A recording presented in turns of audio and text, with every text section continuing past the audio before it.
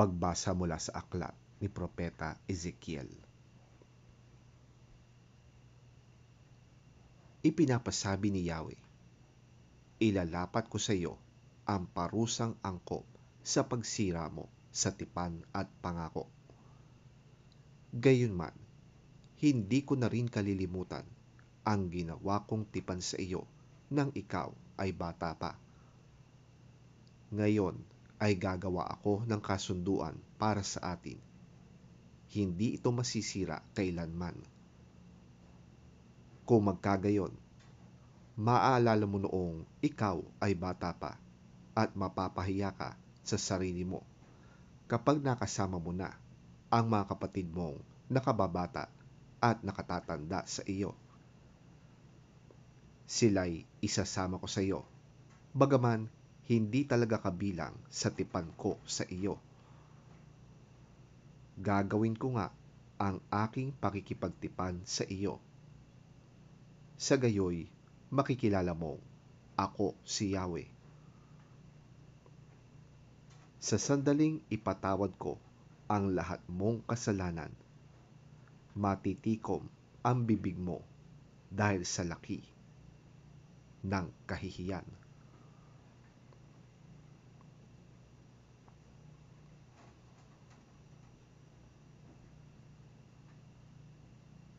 Sinabi pa sa akin ni Yahweh, Ezekiel, anak ng tao, ipamukha mo sa Jerusalem ang kanyang kasuklam-suklam na gawain.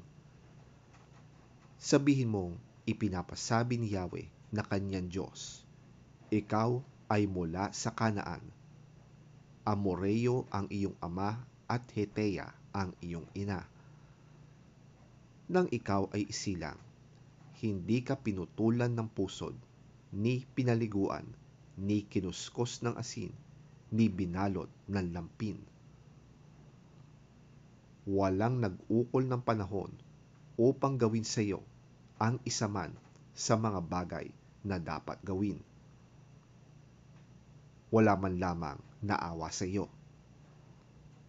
Basta ka na lamang inilapag sa lupa nang ikaw ay isilang. Nadaanan kitang kakawag-kawag sa sarili mong dugo. Sinabi ko sa iyo noon na mabubuhay ka at lalaking tulad ng mga halaman sa parang. Lumaki ka nga at naging ganap na dalaga. Malusog ang iyong dibdib, mahaba ang iyong buhok, ngunit ikaw ay hubot-hubad.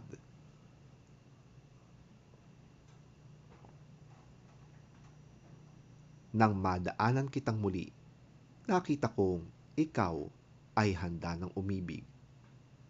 Kaya ibinalabal ko sa iyo ang aking kasuotan upang matakpan ang iyong kahubaran. Nangako ako sa iyo ng buong katapatan. Nakipagtipan ako sa iyo at ikaw ay naging akin.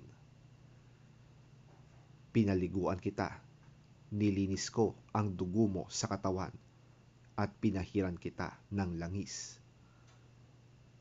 Dinamtan kita ng may magagandang burda at sinuotan ng sandalyas na balat. Binalot kita ng pinong lino at damit na seda. Sinuotan kita ng pulseras sa magkabilang braso at binigyan ng kwintas. Binigyan din kita ng hikaw sa ilong at tenga. Pinutungan kita ng isang magandang korona.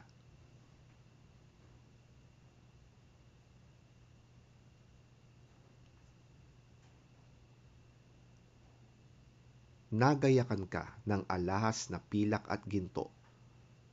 Ang kasuotan mo'y pinong lino, piling seda, at telang nabubordahan ng maganda. Ang pagkain mo'y yari sa pinakamainam na harina. Pulot-pukyutan at langis ang iyong inumin. Lumaki kang walang kasing ganda at nalagay sa katayuan ng isang reyna. natanyag sa lahat ng bansa ang iyong kagandahan, sapagkat lalo itong pinatingkad ng mga palamuting iginayak ko sa iyo. Ngunit naging palalo ka dahil sa iyong kagandahan. Kaya nahumaling ka sa kahalayan at ang sarili mo'y ipinangkin sa lahat ng makita mo.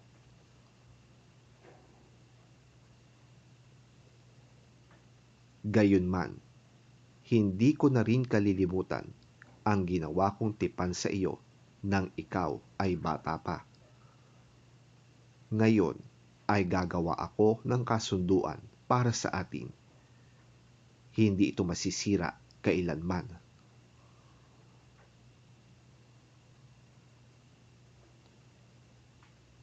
Sa sandaling ipatawad ko ang lahat mong kasalanan, matitikom ang bibig mo dahil sa laki ng kahihiyan.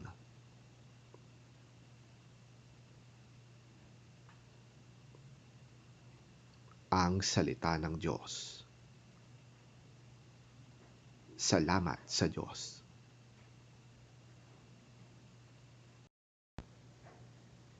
Ang mabuting balita ng Panginoon ayon kay San Mateo. Papuri sa iyo, Panginoon.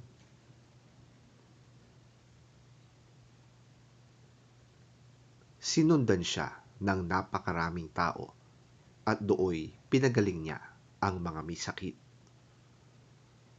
May ilang pariseyong lumapit sa kanya at nagtangkang humanap ng maipaparatang sa pamamagitan ng tanong na ito. Naaayon ba sa kautusan na palayasin at hiwalayan ng lalaki ang kanyang asawa sa kahit ano dahilan? Sumagot si Jesus, hindi pa ba ninyo nababasa sa kasulatan na sa pasimulay nilalang ng Diyos ang tao na lalaki at babae? At siya rin ang nagsabi, dahil dito'y iiwan ng lalaki ang kanyang ama't ina at magsasama sila ng kanyang asawa at sila'y magiging isa. Hindi na sila dalawa, kundi iisa. Kaya't ang pinagsama ng Diyos ay huwag paghiwalayin ng sino man. Tinanong siya ng mga Pariseyo, kung gayon, bakit iniutos ni Moises na bigyan ng lalaki ang kanyang asawa ng isang kasulatan ng paghihiwalay bago niya palayasin at hiwalayan ito?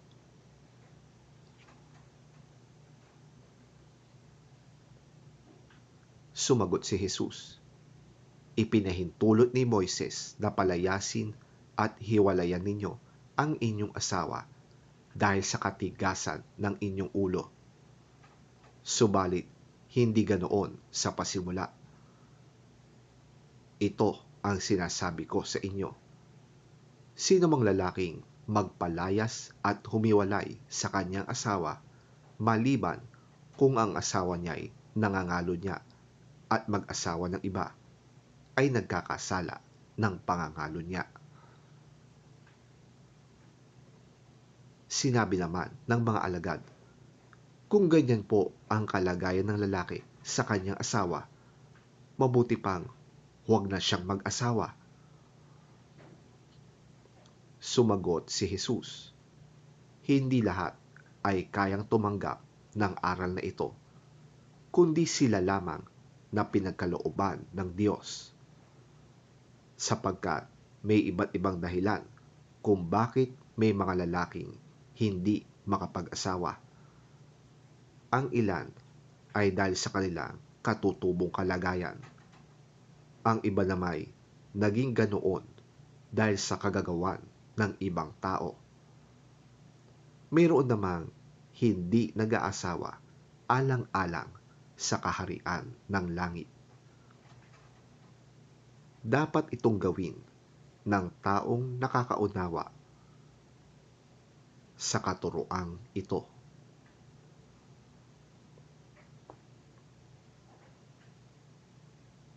ang mabuting balita ng ating Panginoon. Pinupuri ka namin, Panginoong Hesukristo.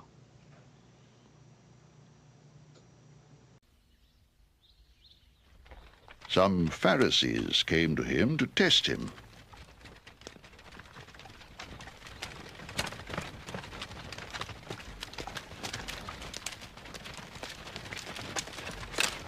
They asked, "Is it lawful for a man to divorce his wife for any and every reason?"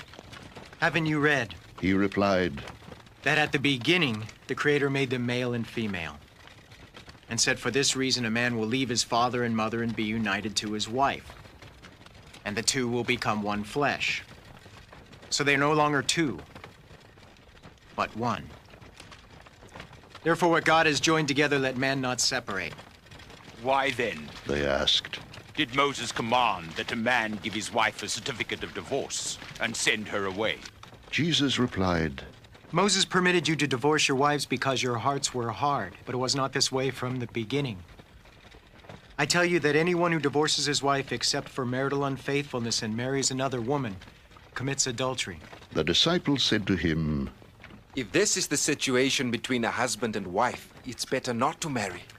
Jesus replied, Not everyone can accept this word, but only those to whom it has been given. For some are eunuchs because they were born that way. Others were made that way by men. And others have renounced marriage because of the kingdom of heaven. The one who can accept this should accept it.